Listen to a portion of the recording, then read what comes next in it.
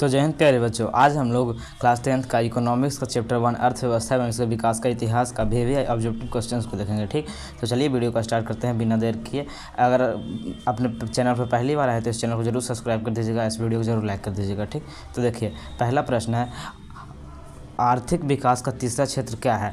ठीक, तो हम लोगों ने अर्थव्यवस्था का यानी कि आर्थिक विकास का 3 क्षेत्र पढ़ा था, जिसमें प्राथमिक क्षेत्र, द्वितीयक क्षेत्र और तृतीयक क्षेत्र था।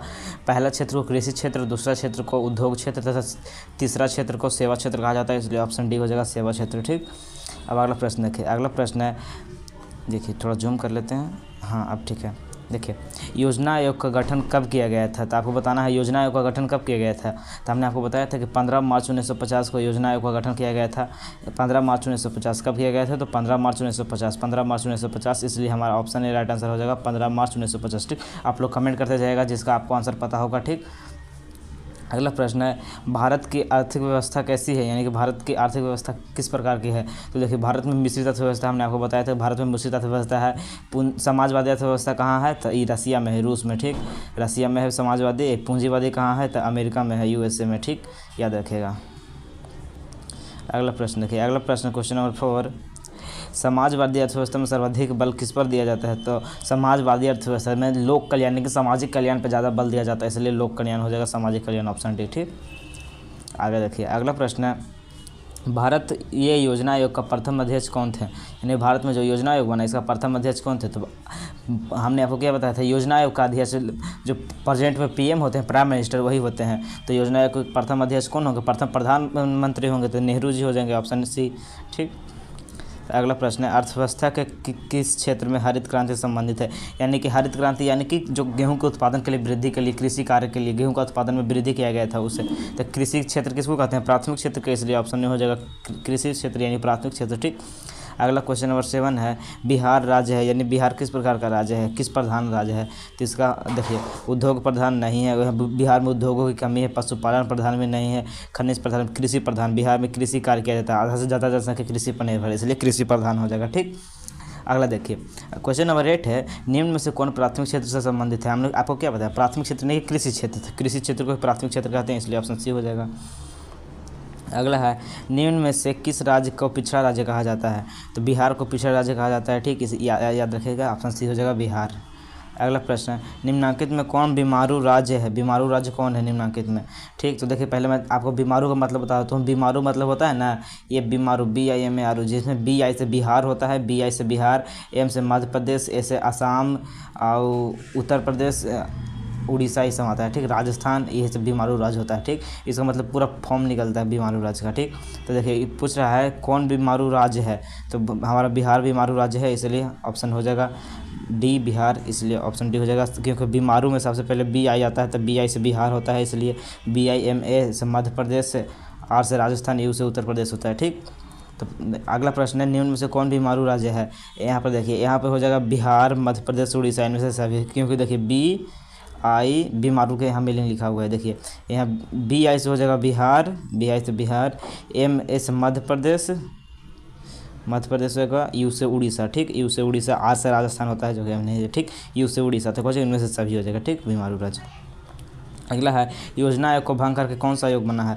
तो आपको पता होगा जब मोदी जी का सरकार था 2015 में, तो योजना आयोग को भंग करके नीति आयोग बना था। योजना आयोग का ही नाम बदल दिया नीति आयोग 2015 में। ठीक, तो ऑप्शन ए हो जाएगा 2015 में नीति आयोग। ठीक, अगला प्रश्न है, राष्ट्रीय विकास परिषद का गठन कब हुआ था। आपको पता होगा राष्ट्रीय विकास परिषद का गठन कब हुआ, 1992 में हुआ। ठीक, 1992 में, याद रखिएगा राष्ट्रीय विकास परिषद का गठन कब हुआ, 1992 में। ठीक, देखिए इसको कैसे याद रखेंगे, तो देखिए क्या कहा, राष्ट्रीय विकास परिषद, तो परिषद, यहाँ परिषद को उठाइए, परिषद को उठाइए,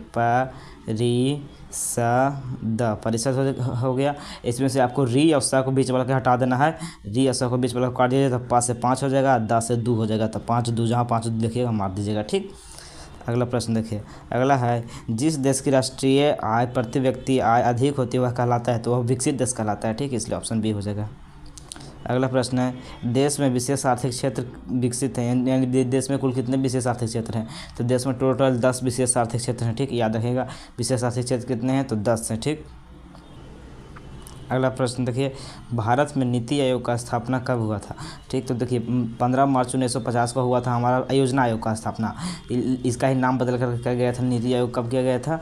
तो 2015 में कर दिया गया था, 1 जनवरी 2015 को, 1 जनवरी 2015 को, इसलिए हमारा हो जाएगा ऑप्शन बी 1 जनवरी 2015। ठीक। अगला प्रश्न देखिए, कौन बीमारू राज्य नहीं है? तो बीमारू राज्य कौन नहीं है? तो बी आई से हो जाएगा, बी से बिहार हो जाएगा, एम से मध्य प्रदेश हो जाएगा, कर्नाटका नहीं होगा, यू से उड़ीसा, अंतिम में बीमारू में यू से उड़ीसा होता है, कर्नाटका नहीं, ऑप्शन सी हो जाएगा कर्नाटका। ठीक। अगला प्रश्न है, किस क्षेत्र को द्वितीयक क्षेत्र कहा जाता है? तो हमने आपको बताया था प्रथम क्षेत्र को कृषि, द्वितीय क्षेत्र दूसरा क्षेत्र को यानी कि द्वितीय क्षेत्र को उद्योग और तीसरा क्षेत्र को कहते हैं सेवा क्षेत्र। ठीक, याद रखिएगा। तो उद्योग क्षेत्र हो जाएगा, ऑप्शन बी हो जाएगा उद्योग क्षेत्र। अगला प्रश्न, निम्नलिखित में से कौन देश में मिश्रित अर्थव्यवस्था है? तो भारत में मिश्रित अर्थव्यवस्था है, इसलिए ऑप्शन सी हो जाएगा भारत। ठीक। अगला प्रश्न, भारत के गाँवों में सामान्यतः कितने भागों में बांटा गया है? यानी कि भारत में सेवा क्षेत्र को कितने भागों में बांटा गया है जब पूछ रहा था। भारत में सेवा क्षेत्र को 2 भागों में बांटा गया, इसे ऑप्शन हो जाएगा, वो ये हो जाएगा 2 भाग में। ठीक।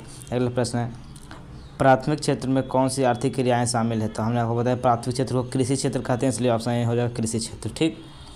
अगला प्रश्न है, 2011 का जनगणना के अनुसार भारत की आबादी कितनी थी? 121 करोड़ थी, इसलिए ऑप्शन बी हो जाएगा 121 करोड़। ठीक।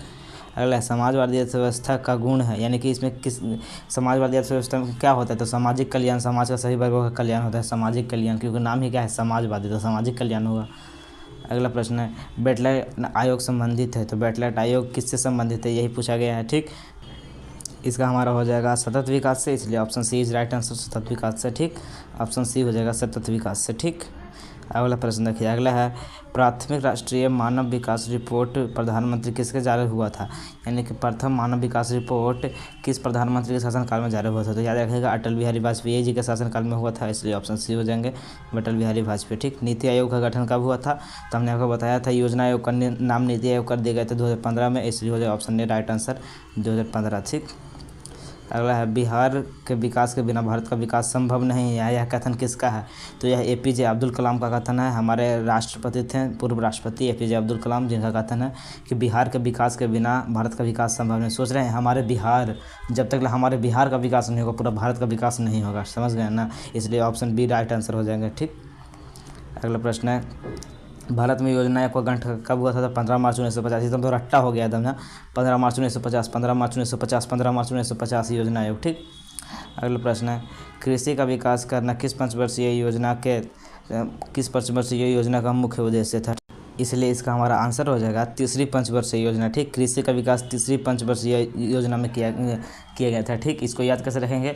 तो कृषि क्षेत्र को भागों में बांटा गया, यानी कि हमारे जो अर्थव्यवस्था का क्षेत्र है उसको 3 भागों में बांटा गया है, जिसमें एक होता है सेवा क्षेत्र, एक होता है उद्योग क्षेत्र, एक होता है कृषि क्षेत्र। इसलिए याद रखेगा अर्थव्यवस्था का 3 भाग है, इसलिए कृषि क्षेत्र को तीसरी पंचवर्षीय योजना। ठीक, वैसे प्राथमिक क्षेत्र को कृषि क्षेत्र कहते हैं, लेकिन एक तो ट्रिक याद रखेगा 3 भागों में बांटा गया, इसलिए अर्थव्यवस्था यानी कि अर्थव्यवस्था मतलब क्या होता है? कृषि कार्य यानी कि खेती बाड़ी करना, यानी कि पैसे कमाना अर्थव्यवस्था, ऐसे ट्रिक है। ठीक, तो अर्थव्यवस्था मतलब कृषि कार्य करना, खेती बाड़ी कमाना, आर्थिक क्रिया करना। तो यानी कि अर्थव्यवस्था को जितने क्षेत्रों में बांटा गया उसी की योजना होगा। तो अर्थव्यवस्था को 3 क्षेत्रों में बांटा गया, इसलिए तीसरी क्षेत्र तीसरा पंचवर्षीय योजना, ऐसे याद रखिएगा। ठीक। अगला प्रश्न है, मानव विकास रिपोर्ट का प्रकाशन निम्नलिखित में से किसके द्वारा होता है? तो यूएनडीपी के द्वारा होता है, इसलिए ऑप्शन हो जाएगा हमारा सी, यूएनडीपी के द्वारा होता है। ठीक। अगला प्रश्न है, भारत का पहला मानव विकास रिपोर्ट किस प्रधानमंत्री द्वारा जारी किया गया था? तो अटल बिहारी वाजपेयी जी किए थे, इसलिए ऑप्शन बी इसका राइट आंसर हो जाएगा। ठीक, हमारे अटल बिहारी वाजपेयी जी ने कहा था कि प्रथम मानव विकास रिपोर्ट जारी किया गया था। ठीक। अगला प्रश्न है, आर्थिक विकास का तीसरा क्षेत्र क्या है? तो अर्थव्यवस्था का तीसरा क्षेत्र क्या है? पहला होता है कृषि क्षेत्र, दूसरा होता है उद्योग क्षेत्र और तीसरा होता है सेवा क्षेत्र। ठीक, इसलिए ऑप्शन डी हो जाएगा सेवा क्षेत्र। ठीक, तो अगला देखिए, अगला है, किस आयोग पोषणीय विकास स्तर की अवधारणा को प्रस्तुत कमेटी ने, मतलब कि देखिए कह रहा है कि किस आयोग ने सतत पोषणीय विकास की अवधारणा प्रस्तुत की? तो किस आयोग ने की थी? तो ये किया था वुडलैंड आयोग ने, ऑप्शन ए हो जाएगा। ठीक, सतत विकास की अवधारणा। ठीक, इसी के साथ हमारा टोटल क्वेश्चन समाप्त होता है। अगला चैप्टर 2 है राज्य एवं राष्ट्र की है। इसमें टोटल कितना प्रश्न था? इसमें टोटल 33 प्रश्न था। तो आपको कमेंट करके बताना है कि 33 में से आपका कितना सही हुआ है। ठीक, टोटल 33 प्रश्न था, 33 में से आपका कितना सही हुआ है, जल्दी से आप कमेंट करके बता दीजिए। कितना बटा 33, ठीक 33 में से कितना सही हुआ है। अब जल्दी से कमेंट कर बता दीजिए। अगर आपको वीडियो अच्छा लगा तो इस वीडियो को लाइक करके अपने मित्रों के पास ज़रूर शेयर कीजिएगा, ठीक। तो मिलते हैं आपसे नेक्स्ट वीडियो में, तब तक के लिए जय हिंद।